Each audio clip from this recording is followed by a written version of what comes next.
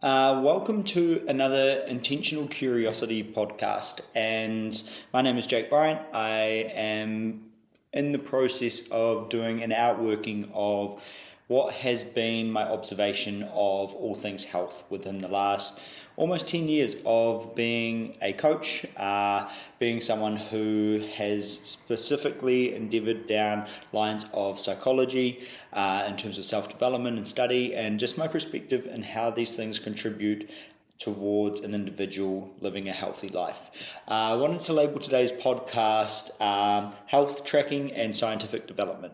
And I want to dive into how technology is something that we should be wanting to use as a leverage tool and not shying away from. I wanted to also jump in by saying happy 2024. I've made an effort to record this on the 1st of January.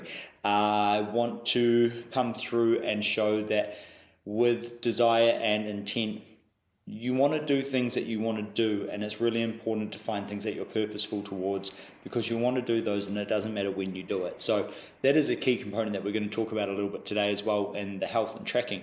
But I want to come to you guys and I want to share and express my gratitude and the potential of what sits within what this is building. I think that when you have the ability to put something out there that you're passionate about, it can turn into so many things. It's a conversation starter, and one of the things that I value the most is that my network is my net worth. So the more that I can communicate and start conversations is the more that I can expand my network, meet other people, hear other people's perspective, and I can grow from that as well, which then in return makes me a better coach. And as we start to go into today's podcast, I hope that I can paint a picture around that for you guys. So where does it all start? Tech and health are my two most passionate fields. I started in tech when I was around 16. I worked in events, I did sound, I did lighting, I did rigging, I did networking associated as things started to grow. And I learned how data communicates. And when I stood into doing health when I was around 22, I also realized that the body uses a far more sophisticated system than tech does. It produces data at a very incredible rate that is difficult to comprehend. But technology is starting to catch up to the point where it can almost process data faster and far more accurately and on a far larger quantity than what our conscious mind can comprehend. So as we start to dive into tech and we start to dive into health tracking, and then the science that is starting to come into light in today's modern day and age, that has potentially been something that we've looked at for the last 100 years thinking it's just a possibility, but is now knocking on the door saying that this is an opportunity. And one of the most frustrating things, like I sit here and I've started these podcasts, and much to my disgust, I cannot and I don't have the time to sit there and make these the most beautiful conversations that you've ever had. I can't sit there and edit and splice and cut and give all of the details at this point, because this is just the beginning. And I hope that this can encourage you that within your health journey, you actually just have to show up and you actually just have to do it at the beginning until you can get to the point where you can do what you want to be able to do. So that realistic reality of understanding the journey starts with awareness. It's sitting there and being like, hey, I want to be able to run a 20 kilometer marathon or half marathon, and then go out and have a relaxing sports and not be too sore the next day and still be able to function within society. Is the same sort of process as me sitting here saying, I want to deliver a world-class standard of podcasts. This is the beginning of it in a space that I've prepared to try and start conversation, to encourage people to watch the process as this develops. And I think that that's hugely important. It's also why I was really intentional about doing this on the 1st of Jan. I obviously released my first podcast as an introduction, more so out of what I think is important rather than me wanting to tell my story. I think it's important that people have something to relate to in any conversation. People need to be able to understand who they're talking to, and when you're doing that via the internet, it is really vital to be honest, open, and try and show some integrity of what my character is to you as you watch this or listen to this, so that you can understand a little bit about me and my story, because I'm never going to be able to portray everything that sits within me in one conversation over an hour.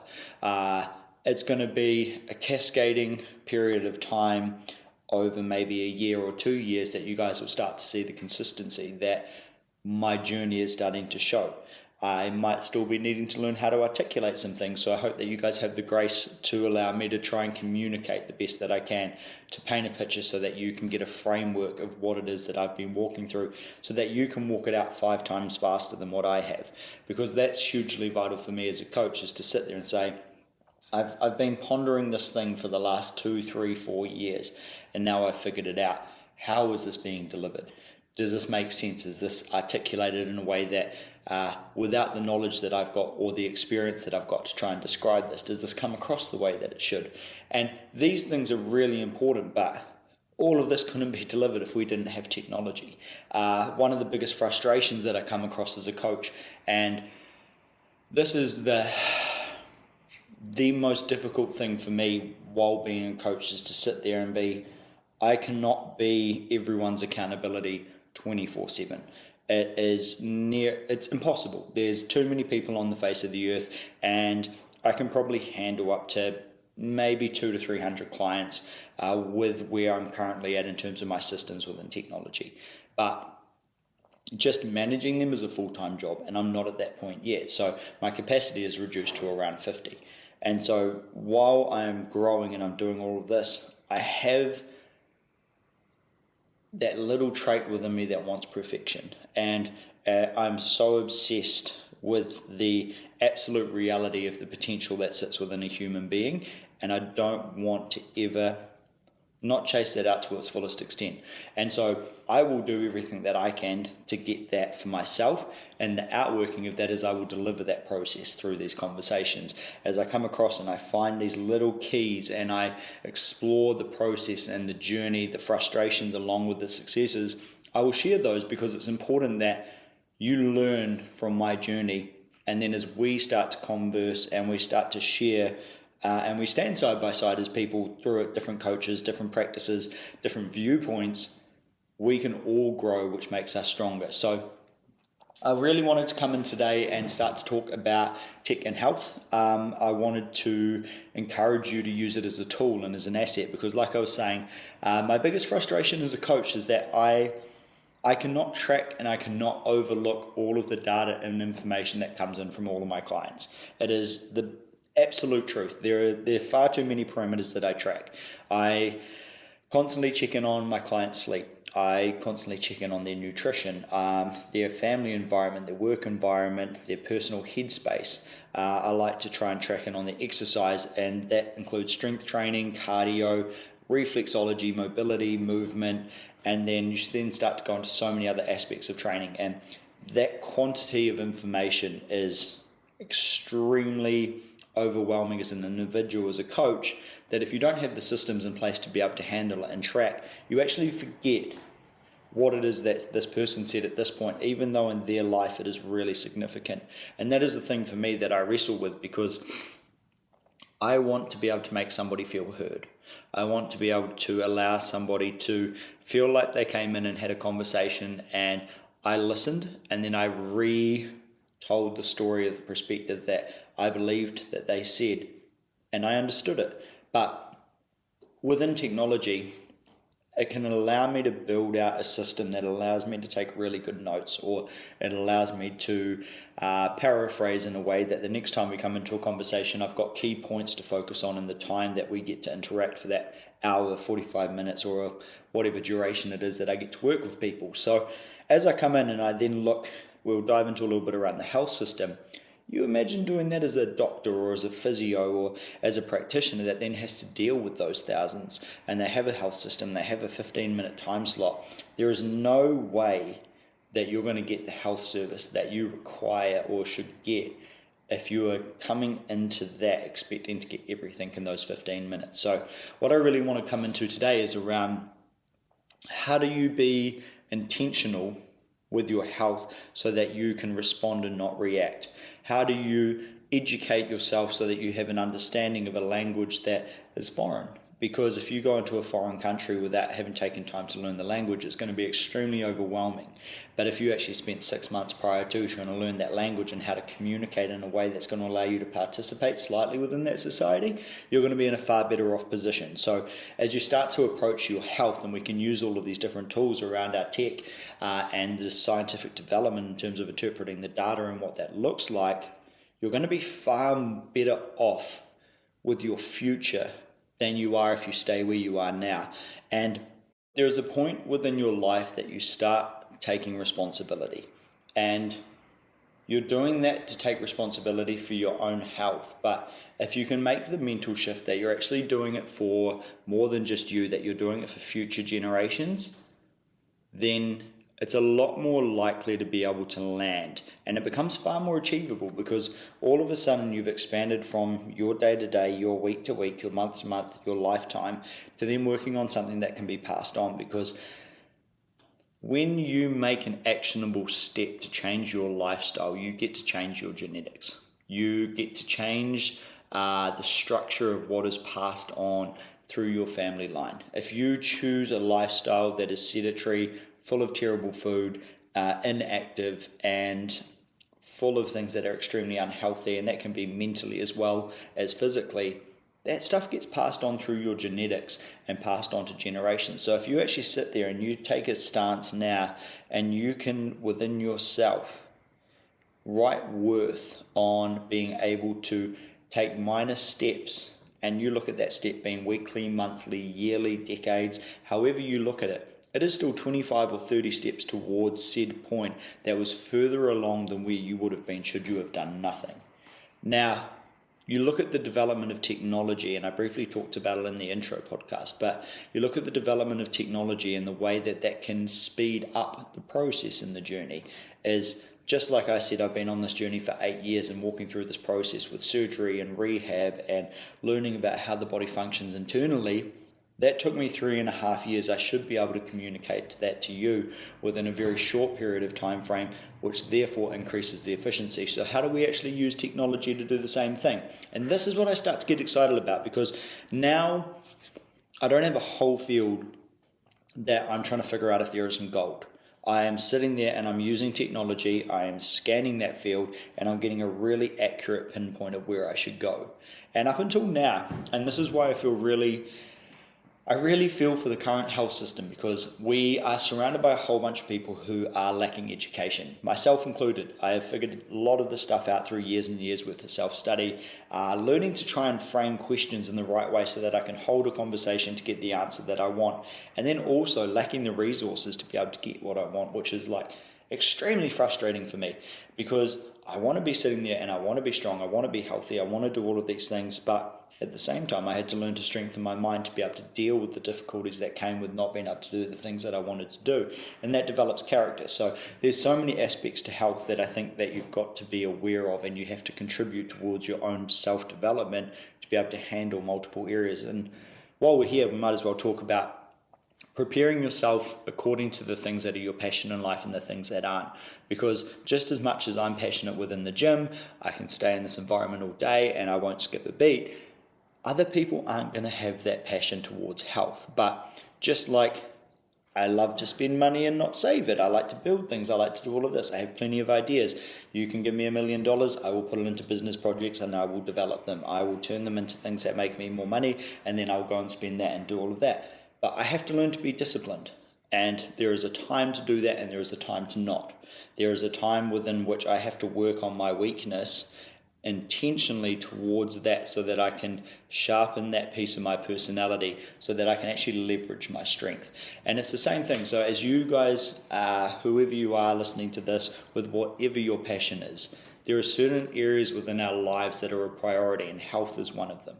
I am very blessed that I have a passion within health, and I'm very blessed that I love being able to take time to do strength and cardio and movement and mobility, and I have the time to do it. But for other people, it's not going to be as easy as that. It's sitting there and saying, hey, I have a spare half an hour 3 days a week that I can actually put aside just to work on that thing that I'm not that good at. It's like, congratulations, because you then do that 3 times a week for that half an hour, and at the end of a year, you've accumulated a lot of hours worth of exercise that you wouldn't have done any other time.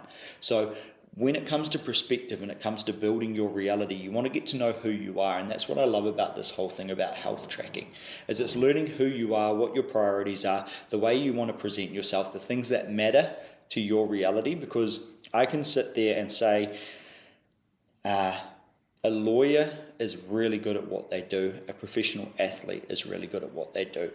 It would be extremely unfair for me to sit there and say to this lawyer, you should be like that. And it's like, well, actually, no, the parameters are completely different. They're extremely separate to different environments, different places, different circumstances.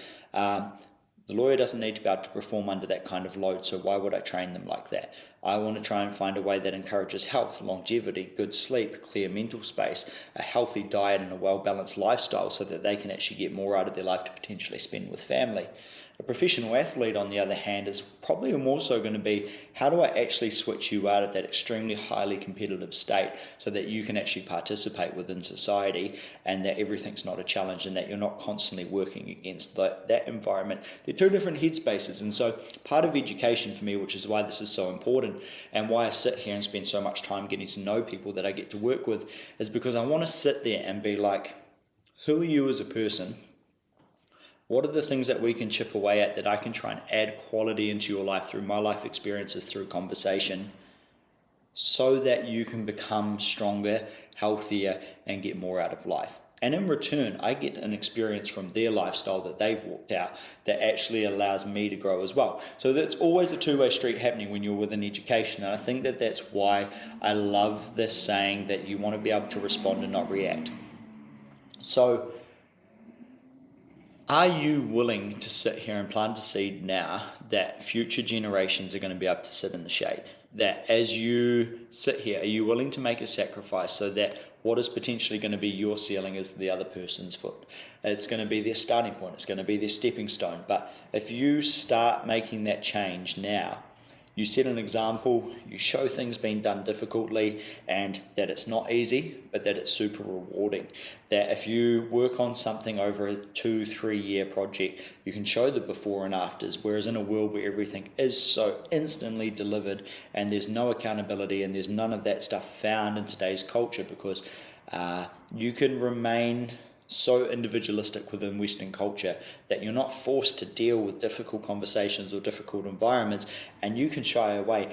And society is also sitting there saying, hey, we're also going to support that guy because they feel offended. It's like, well, actually, no, how about I take some responsibility for myself and I take accountability because if I take accountability for myself, then it's up to me to choose how I respond, not react. If something's attacking me and I'm feeling triggered from that, I want to be able to come through and have the awareness to slow down, assess, and learn what it is that caused it. So the next time that I'm in that environment, I don't respond. I don't react, and that I respond. And the same thing goes when it's physical, mental, or emotional. And so if you're, say, trying to execute a squat and you're getting to a certain range and you're finding that maybe your trigger, like twitching, or you're getting that point where joints triggering and it's kind of getting stuck, or you're losing muscle load, you might go back to it the next time. And if you go and you try and do the same thing without changing the environment, that is the effect. What's the cause? Maybe there's a tight hip socket, maybe you've got a tight lower back, and as your body's trying to go through the range of motion, something's having to twist, you're losing the muscle engagement, and X, Y, and Z works itself out for that to be the end result. So do you have the resilience and the drive to sit there and work towards something where there's no end point? Because you want to fall in love with the process and not the end goal.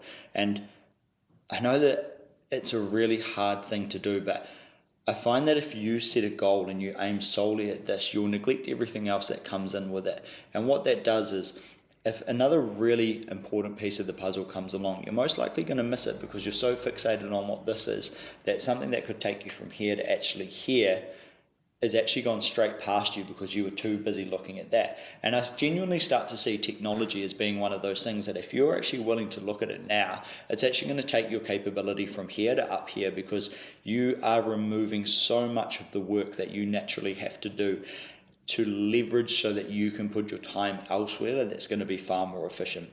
And as we start to come in and look at education, we are heading into a time digitally where we've got so much information that is constantly available to us. You look at the amount of data that's starting to come in around the world. You look at how much information, just let alone here on YouTube, is uploaded in a day, is so vast and so much data that it makes my head hurt.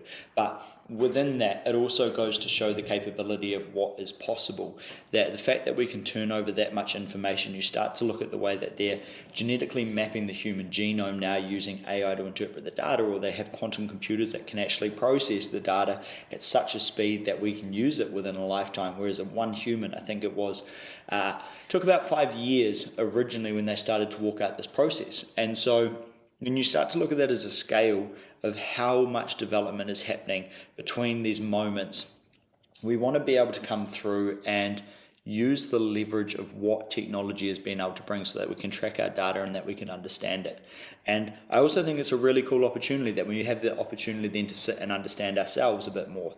And it's like, we might be this way inclined due to our genetics. I can sit there and say, hey, look, in my family line, I have cancer, and within my family line, I have heart disease. And it's like, those are two really, really large kind of defects that I would say are within my genetic code. But I had the ability to sit here and start young. And so instead of being able to react and be completely ignorant up until the point where it was serious, I can respond because I can prepare and I can educate and I can learn.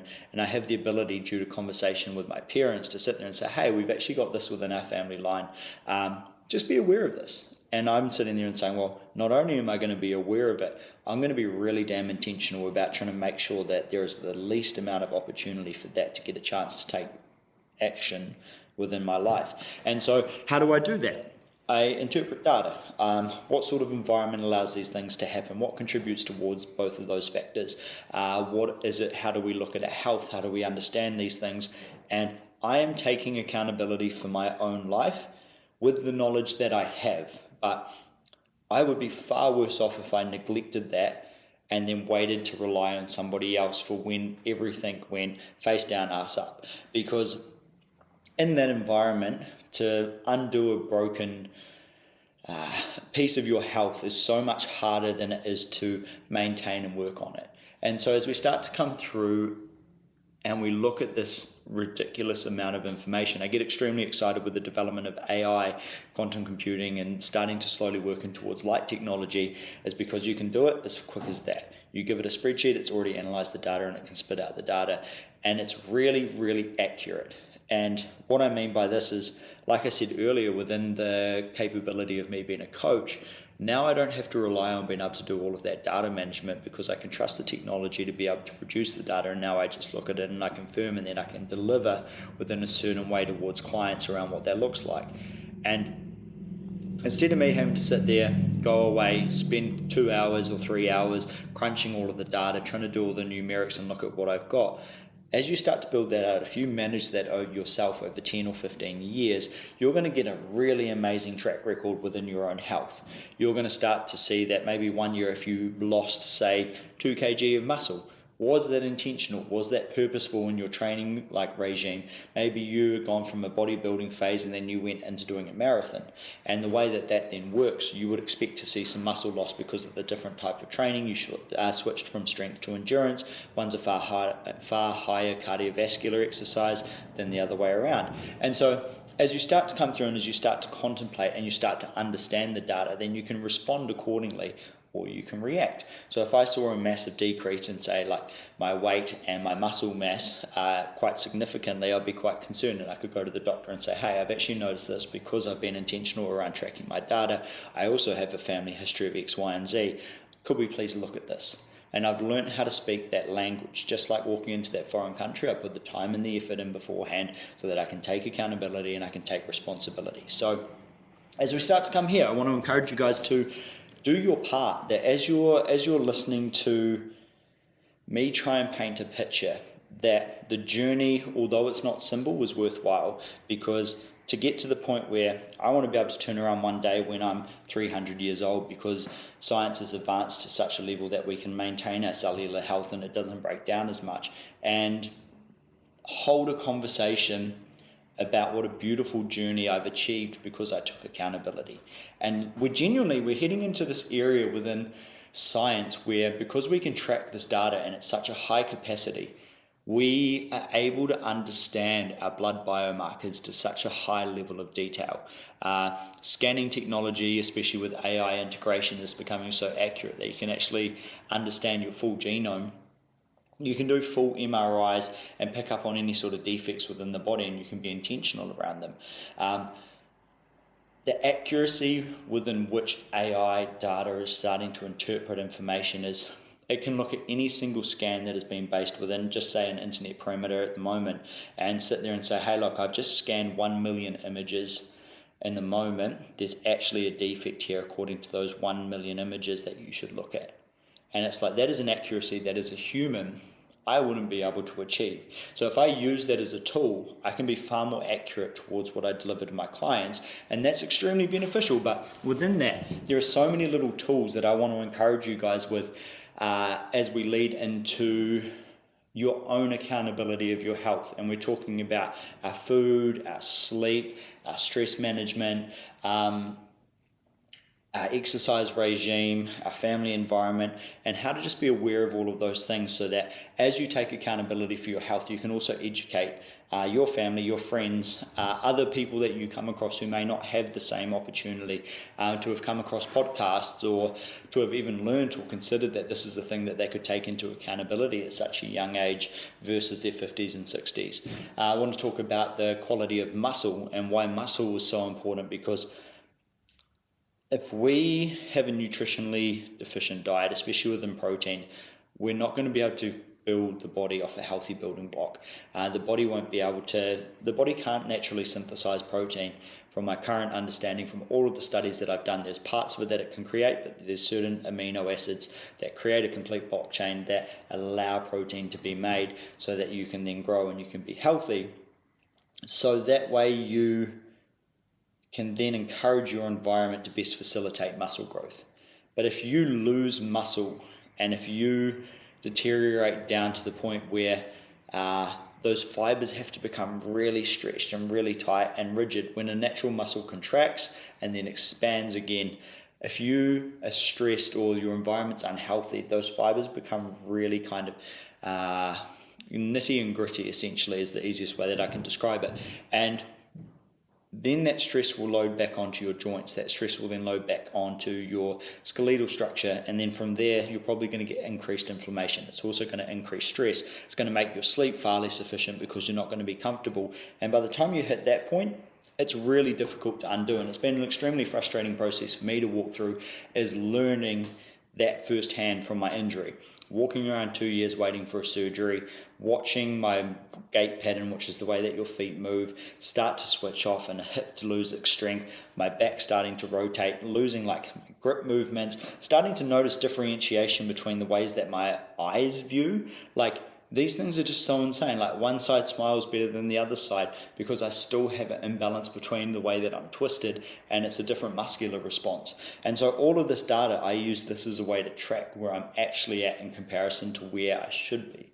And I have the record within myself because I've been extremely strong, I've been extremely fit, and I won't let that go because of the reality that I want my life to hold.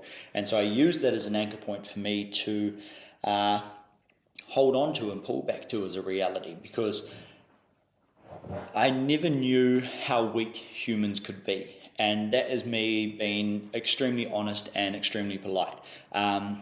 I have lost about 5 to 6 kg worth of muscle in the last 3.5 years due to the foot injury and not being able to load and train.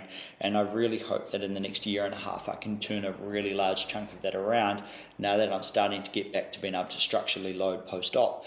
And as I came through, it blew my mind away that I sat there and thought I was weak, and then I could still go and do a 20k walk. And I was like, man, I know people who will struggle to walk 2 or 3 kilometers because their cardiovascular health is extremely compromised, or they don't have the muscle endurance and therefore the joints take the load and the muscle can't hold the space to encourage that environment. And so I went through this like really, really large awareness shift that there is a very huge population of people that are extremely weak, who don't know the potential that sit within inside them. And it's all because it takes hard work and it takes education. So how do I then turn around and how can I provide something back to people that are potentially listening to this? And this is why I like to refer off to people that I get my resources from, because my network is my net worth. And it's like I love listening to Andrew Huberman because he has the scientific backing, and then he refers and he sits with these amazing people. I listen to psychologists because they have an insight to the way that neural pathways are formed, or habits and patterns, and then overcoming those things or learning things that I didn't know so that I can become a stronger human being. And all of these things come from my desire to be the strongest person I can be. I want to set an example that is extremely healthy for people to look at. I want to set an example where it's like, man, that's a really healthy man. I want to be able to sit there and know that my kids are going to be able to come with me with difficult conversations one day and say, hey dad, we're really curious around this and this. Can we chat about this? Or we want to be strong. Do you want to wrestle with us? And we want to go on a 20k hike and we'd love for you to be there. Like, these are the things within me now. I sit there and I want my kids to be proud and sit there and be like, yeah, my dad did that. And a really cool example, me and my mum, for our Christmas, we went away on Christmas Day and we did a hike. And my mum's 63. If you listen to the last podcast, she's had lung cancer. She's had her lung out. And we still went out. We put a pack on our back and we walked into the bush. We stayed the night in a hut, went to a hot pool, and then we came back out the next day. And it was just a really proud moment for me to sit there. And I said to her, I was like, man, like, this is a really big deal. Like, you are still doing so much more than what most of the population will never be able to experience, just because you took action and you kept going, you did something difficult, and now you've got this proud moment and this amazing memory that you can share because you went out and you actively pursued this. And we wouldn't be there today if technology didn't exist and we didn't have an understanding of this stuff. And so I'm so grateful for technology, and therefore it's a tool that I don't want to throw away because it can be overwhelming. So when that's the case, how do we then look at how can I use it? And I like to dream with these things. I've watched technology come from the point of dial-up to now where we literally have quantum computers and satellites that can provide internet that's around the world. And we have power to homes. We've got running water to a large proportion of the world. And we sit there and we can be overwhelmed by it. And we can say, man, it's another thing to learn. Or we can sit there and say, man, this is a really, really cool opportunity that if I sit here now, I can use this. And so I sit there and I hope that one day I can look back at this video and I've created my own health clinic that uses AI as a tracking parameter that onboards clients completely with a full service history, essentially like you would a vehicle for who we are as an individual, understanding our genetics, understanding where we came from, understanding where we're wanting to go and the best way to go about that, because one environment might cause one client to be extremely stressed, while it might cause the other client to thrive. And so if I just program according to everybody, I'm going to let a lot of people down and they're not going to get the results that they need. But if I have awareness of myself and I learn these things about myself, I can tailor the exercises according to the person that's in front of me. And if I was the person receiving it, I would be able to sit there and say, hey, I actually can't quite do that because I'm still recovering from an ankle surgery. Do you mind if I actually alter this? What was your purpose behind giving me that exercise? And it's like, cool, we're trying to train glutes. And it's like, cool, can I load it in this way, and this way? Will that reach the function that you're trying to do? And it's like, yeah. And it's like, cool. So we held a conversation. We negotiated around what it was that was going to happen. And it was because conversation, language, and structure was had that an outcome was able to form. Whereas too many people within today's society sit there and say, uncomfortable, back away. Obviously, it wasn't for me. And it's like, hey, hang on a second. Where's your curiosity? Like, don't you want to know how strong you can be? Don't you want to, you might not care about how strong, but you might want to sit there and say, I want to be able to show up for my kids. I want to be work fit. I want to make sure that I get to the end of the day and I'm not so tired that I come home and crash on the couch and that I can't do that. But at some point you're going to have to do the hard yards to get strong enough so that you get that extra time.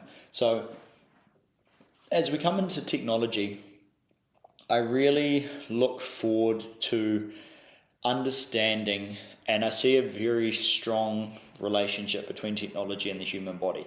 When you look at networking and you create a computer system, you look at your car with its sensors essentially. If something is wrong, something pops up on the dashboard.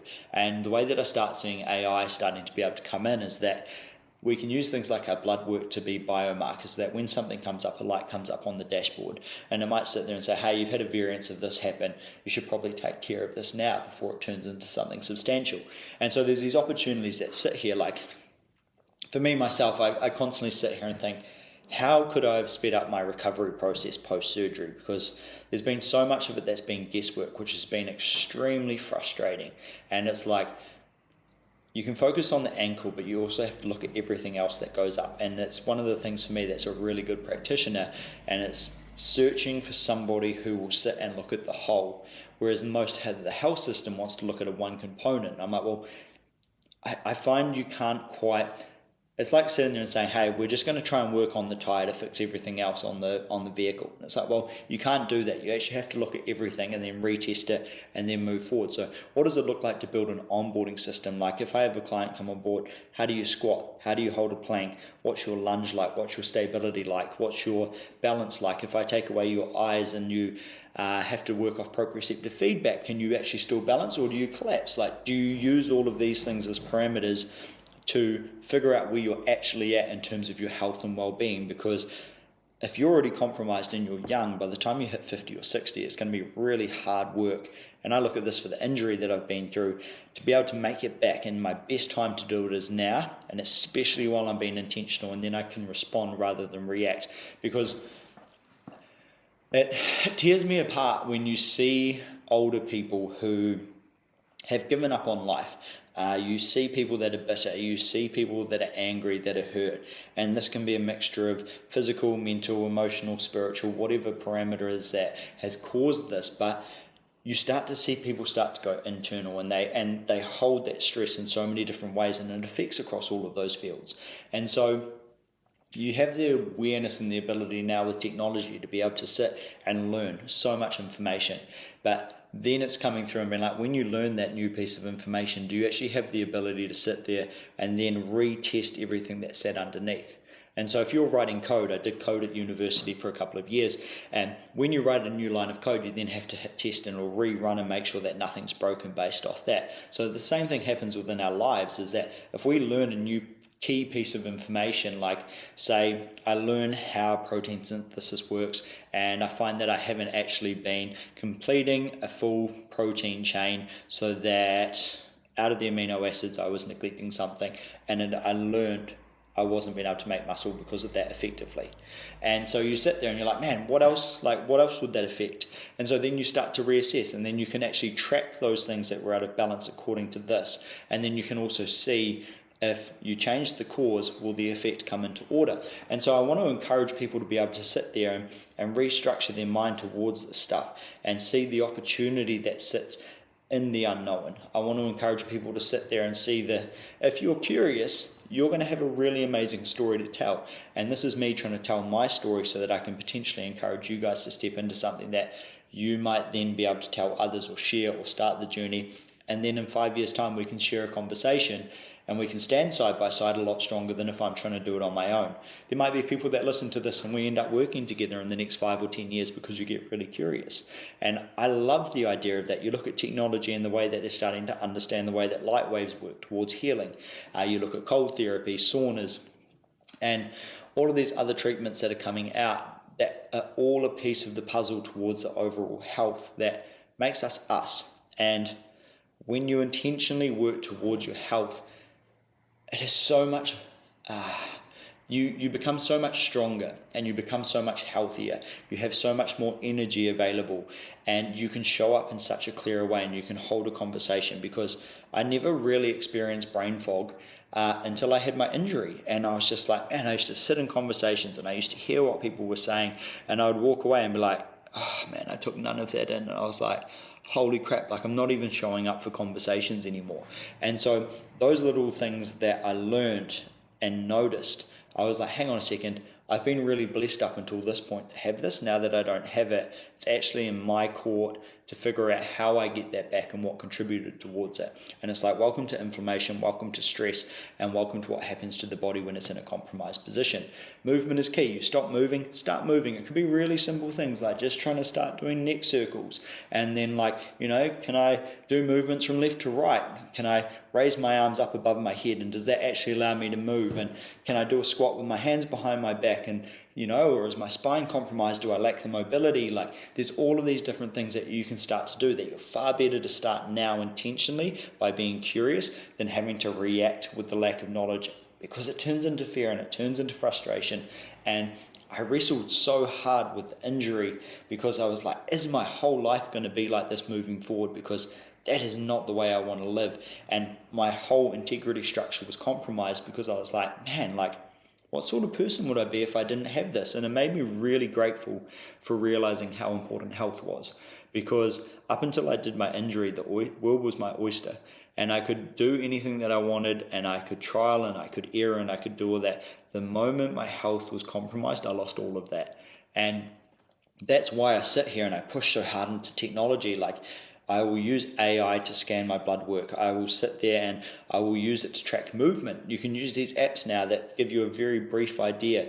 And there's obviously so many complications because we very rarely ever sit central. We're never really loaded perfectly in balance. We kind of always sit slightly twisted, or we build these imbalances. But you can use the data as awareness rather than, I guess, a statement that you're broken or that you're this, and that. And so many practitioners will pick up on that stuff and they'll be like, oh, we really need to work on this. And it's like, well, actually, how about instead of saying you need to work on this, how about you do this? And it's like, welcome to offset training. You work on one side, you work on stability, you create the opposite force, and then you try and match. You learn something about yourself. Can you do this side? Can you do that side? Come back to me when you can do it on both, because then you've progressed. And so it's giving key actionable steps. And if I can do that with people and not have to track this data because I can trust technology to do that, I can deliver on a far higher expectation than what a client would understand, because I've educated myself in an area that I wasn't that efficient on, and I can then deliver in the area that I'm passionate in. So I hope that as we're kind of starting to unwind this, you can see the potential that sits. And there's so many tools out there now today. There's sleep trackers. I like to use the Aura Ring. One of my friends introduced me to it a few years ago, and it tracks your body temperature. For women, it can track the menstrual cycle. It'll track your oxygen levels within your blood, your sleep, your deep sleep, your duration of sleep, when you should go to sleep. And people can be overwhelmed by the data, or I can sit there and say, man, it's one less thing that I have to think about, and I can trust it, which means I can then put my mental headspace in towards being really good towards what I do. And then I can leverage that and I can trust this. And I think that that's the thing that I really like about the technology contributing in towards the health system, is that technology can work 24/7 and it's not going to miss a beat, especially when it's just processing power. We have the ability for so much processing power, and numbers and data don't take up much space. And so video content, the file sizes are extremely large. But when you actually just go down to a spreadsheet of numbers, which could be your blood work, your sleep tracking, and all of those things, it doesn't take up much data. So it's really simple to work through that process and be able to interpret it when you use the right processor with the right information. And when you can then use the internet as a parameter, and especially if you can sit there and you can understand the type of soil you have within your country and what's lacking. You can understand your culture and the type of food that you naturally have there in comparison to, say, another country. And when you can start to take those factors into consideration, it's like you can understand your gut health, you can understand why you're the way that you are. Am I stressed? Am I this? Am I that? You have the opportunity to be able to respond rather than react, which I really want that to be my key takeaway out of this podcast today, that as we come into health tracking and we look at science and how it's developed, that it is a way that you can respond rather than react and be caught out. And these conversations are solely around that. So one of the other things that I really liked is there was a TV show on Netflix, and I think it was called Blue Circle, and a guy spent his time traveling around the world to find countries where people lived the longest and what were the factors that contributed towards it. And I absolutely loved it. I think it was about 5 or 6 episodes, and they were beautiful. They were extremely well shot. It told a story, and it had people that were living into their hundreds who, some environments it was because they knew what they were passionate about, and so they had a purpose to live. That is so vital. I can easily say that mine is tech and health. You will come and find me in 100 years and I will still be doing this, but I will have far more information, I'll be far more detailed, and I will be able to help on a whole scale that will scare me even because of the advancement of tech. And so you sit there and you have purpose and you have drive and you have passion towards something, and that makes you healthier. One of the other locations was up on a hill, and people had to walk. There were the odd car, but most people walked around. And because they were out moving, they were a lot healthier and they lived longer. And so they had to get exercise in every day to get from A to B. And it was walking on a hill, so it was elevated. The cardiovascular aspect was obviously increased because of the complexity of the exercise, and therefore because it probably wasn't too stressful as well, like they weren't pushing to their max every day, it was extremely therapeutic, and it wasn't increasing the inflammatory markers, and it wasn't adding stress to the body, and all of these other factors that contribute towards health. And they lived really long, which is amazing.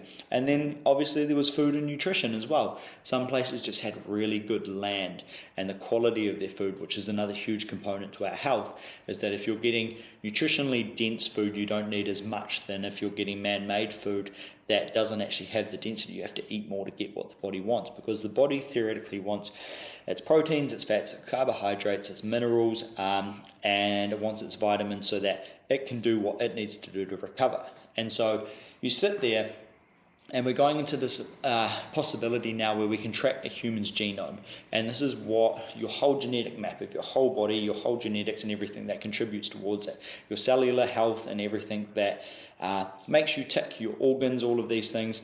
And you can understand that data now in real time. And I think it's down to about it might be 4 or 5 weeks, and it's probably going to be down to the days within months or years, or it's probably already at that point and I'm just not aware of it. But it used to take up to 5 years to be able to kind of look through a human and track all of that amount of data, because it's so significant.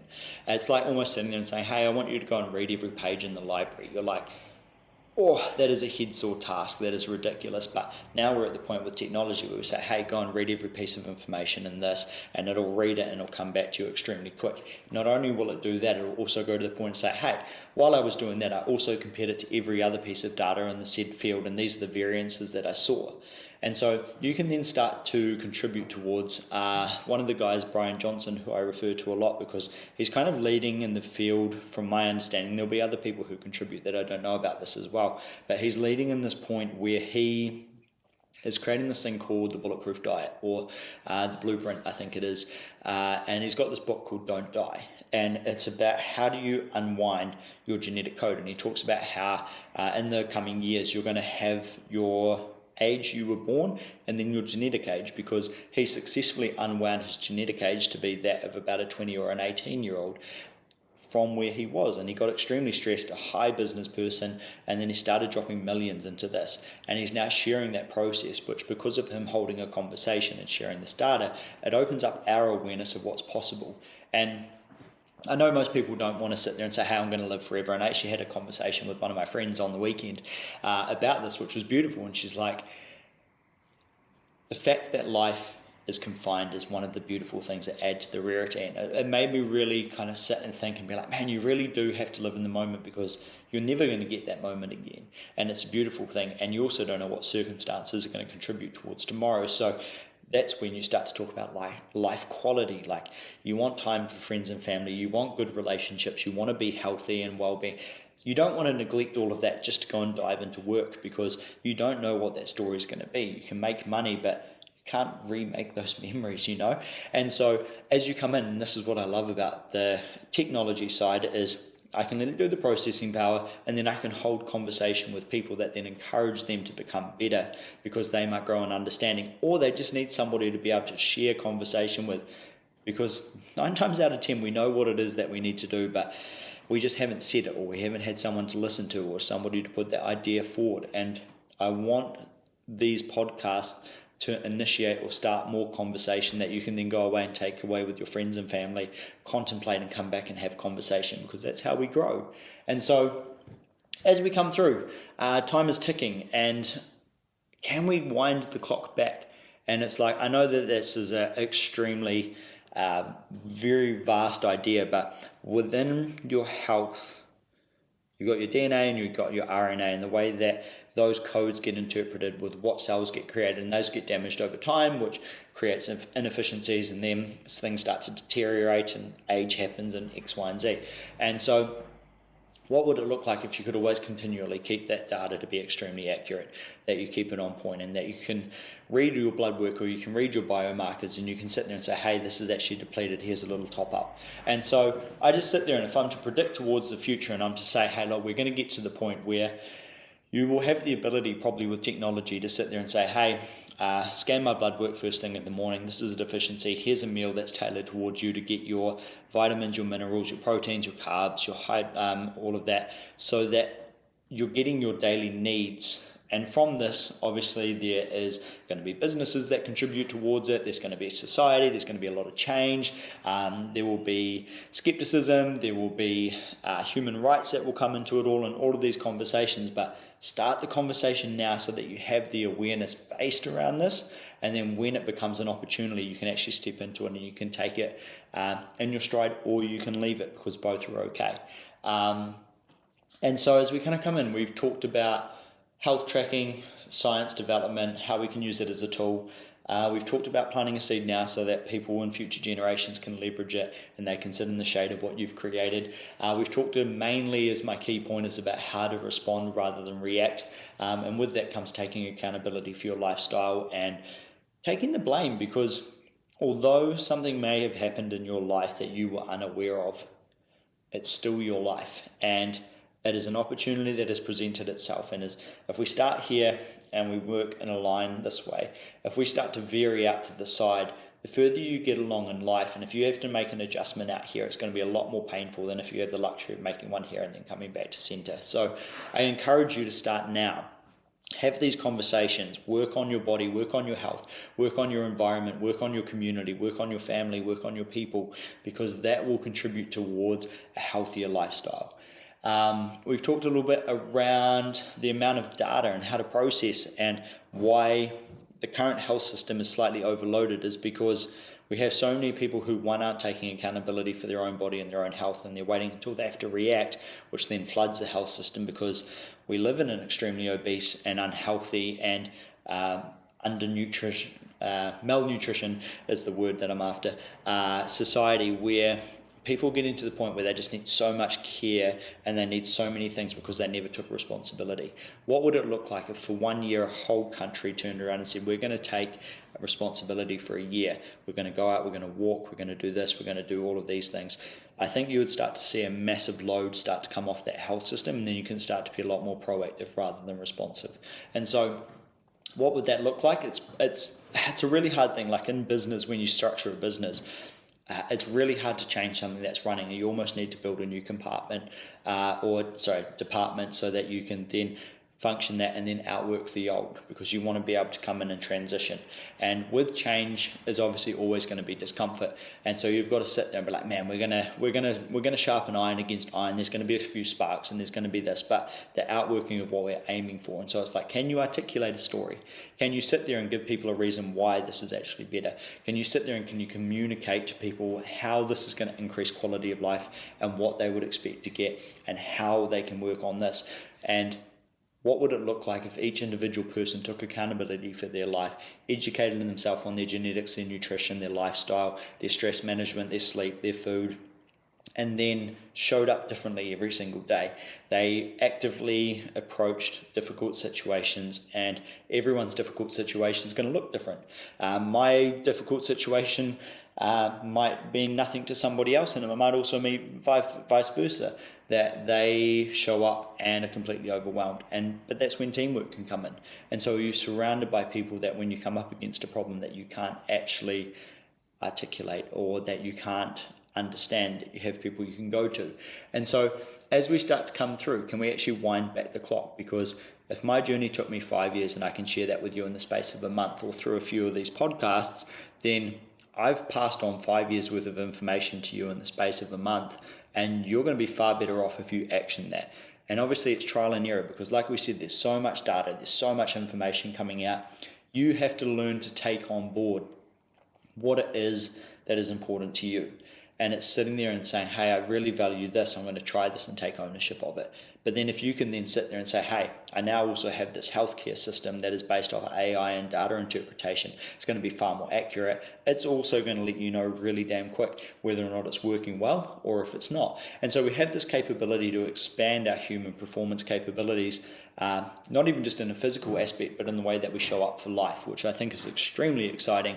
And I sit here and it gives me a hope for the future, so that people can come through and they can link in, they can show up better for their families, their work environments, the potential that sits within each human being. Like I said, so many people don't know how strong we can be. So many people shy away from difficult things. Where is the character? Where is the resilience? Where is the thing that makes a human being something to be proud of, rather than something that just sits on the couch at home and does nothing with their life? Because I know which one I want to live out, and I'm not afraid to sit here and say to people that you can watch my lifestyle and you will see 95% of the time I'll probably do the more difficult thing, because I know that it's going to return a result that is greater. But that was a skill that I had to learn.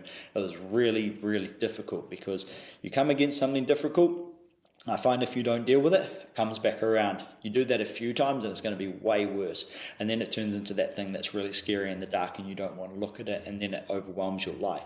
And then you get older and you turn into that frail person who is resentful towards life. They're angry, they're bitter, they're weak, and they're just not fun to be around. And I don't think we're meant to be that as human beings. We're supposed to be pleasant, we're supposed to be sharing and kind. And I have a dream that it's like, I want to sit there and see families with multiple generations sitting there, and I know it's out there, but I would love to experience what that's like if a whole society operated like that. So I want to come through, encourage around technology development, the opportunity that sits within it, how to track your health, because if you start taking accountability, like I said, over those 4 or 5 years, even if it's a small amount, one person's small amount might be another person's large amount, X, Y, and Z. Those things start to have a flow-on effect. Other people see you taking action, it inspires them. Your story then contributes towards the whole, and we end up just getting to share really cool stories. And I think that that's such a beautiful thing. So as we conclude and we wrap up the hour, this is my podcast. This is us coming through and being intentional. This is us coming through and being curious and starting conversation. All of this is information that is put out for conversation to go and be explored by practitioners and scientists who have done the due diligence. But like I said, my network is to come through and explore, because I'm passionate and this is a part of my process, and I want to share that with you. The things that have contributed to my life will be extremely different to yours, but there's going to be key things. Like I said, if health goes, everything goes. If mental headspace goes, world is a really rough place to be in. So how do you build resilience within the structure of your mind so that you can approach these things? And then from there, get down to the deep outworkings of what that is in your life.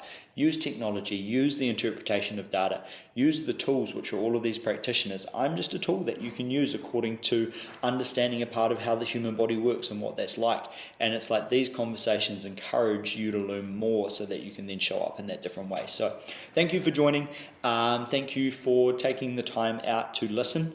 I would love your feedback, and feel free to jump in and subscribe to my emails and YouTube channel or Spotify. So thank you so much for your time.